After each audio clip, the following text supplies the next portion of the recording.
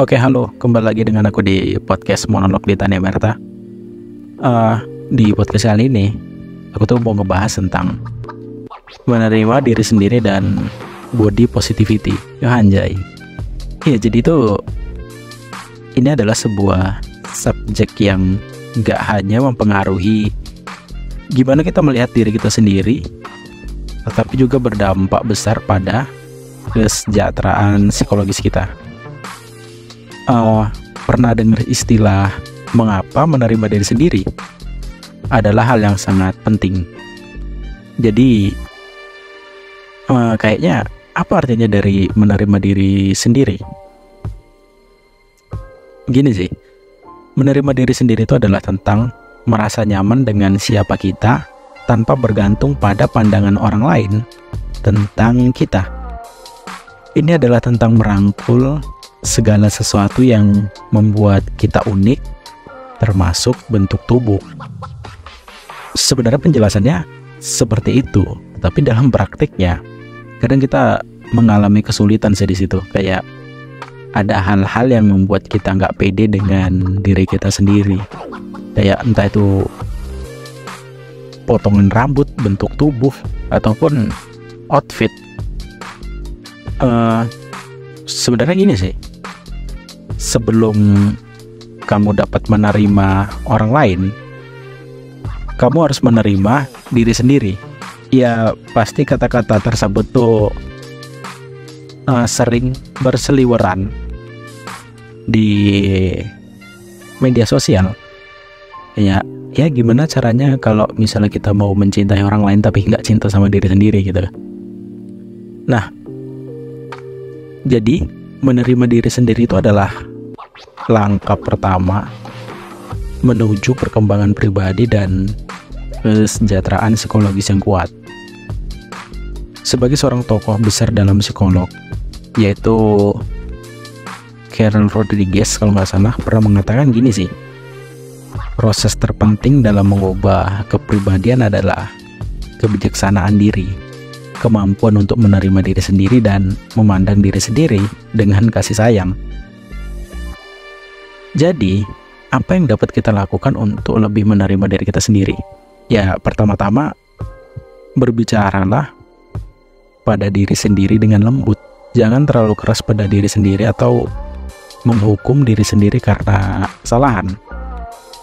Karena gini sih, penting untuk berbicara dengan diri sendiri dengan kata-kata yang lembut.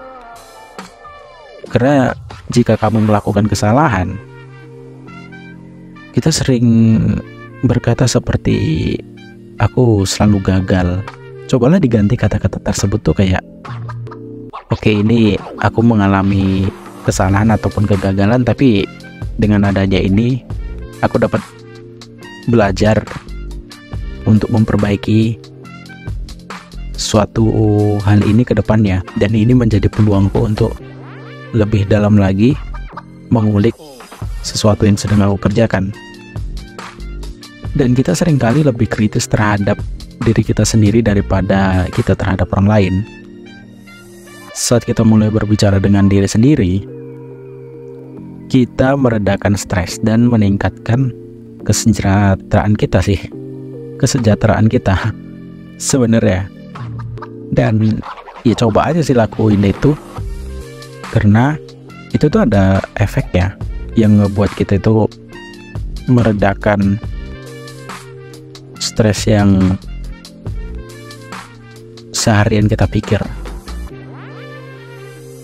Salah satu hal yang sering mempengaruhi cara kita merasa tentang diri kita sendiri adalah perbandingan sosial.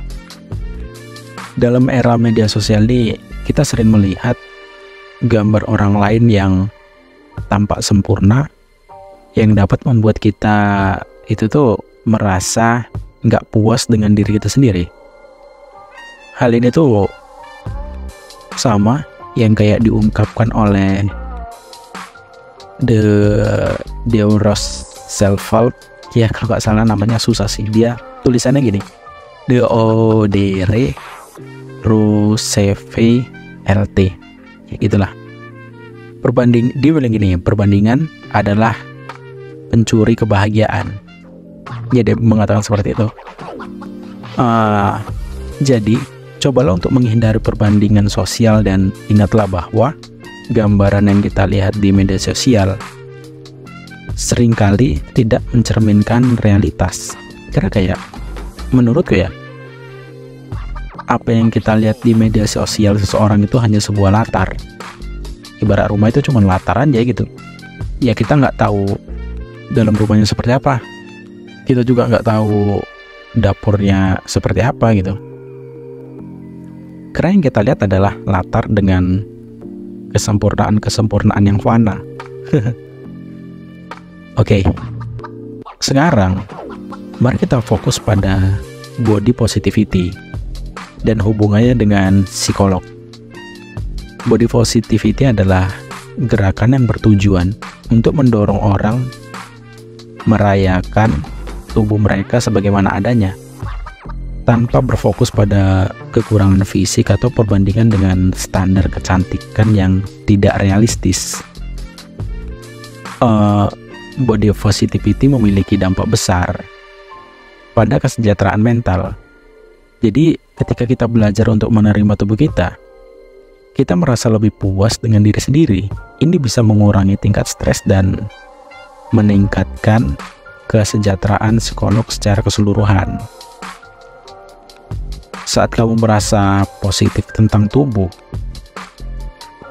kamu pernah ngerasa lebih mungkin memiliki kepercayaan diri yang kuat.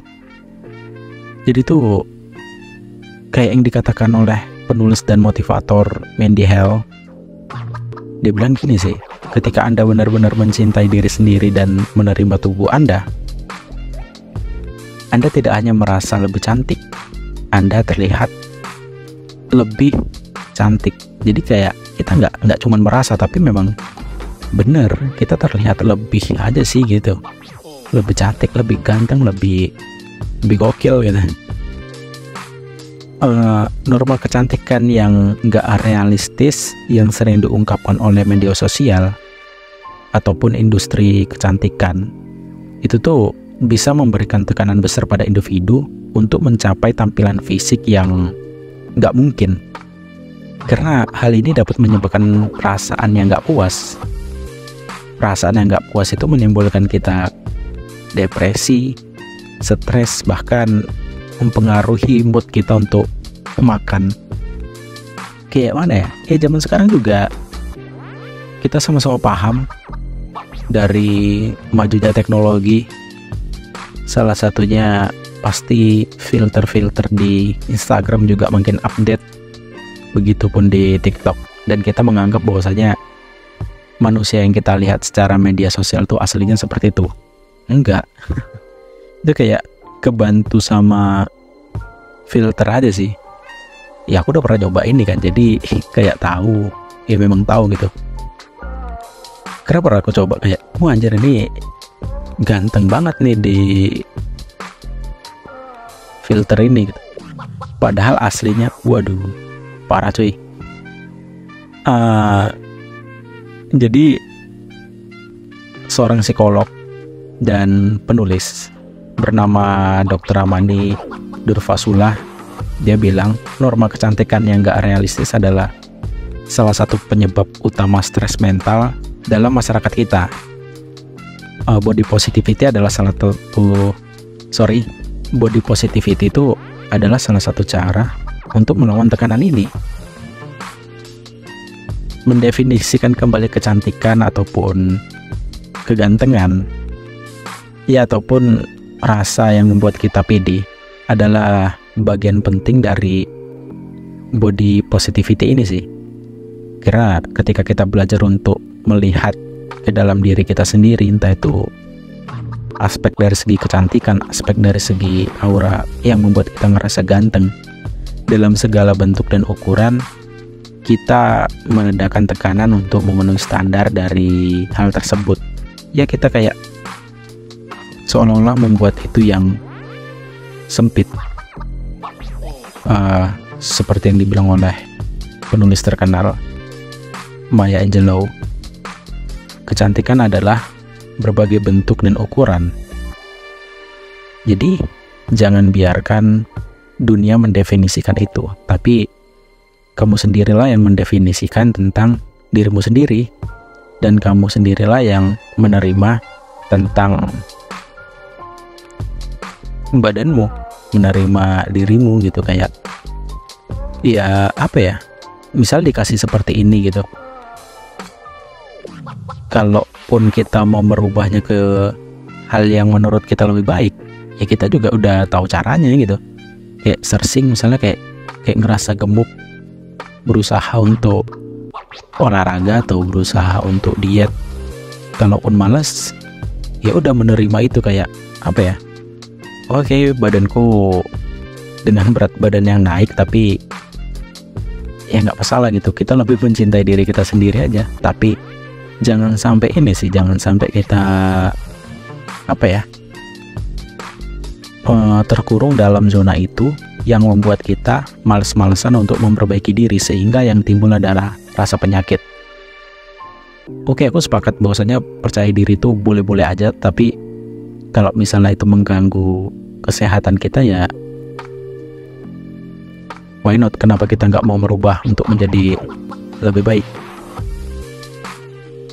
Oke, sekian dari aku di podcast Monolog di Tanah Merta. Terima kasih. Gokil.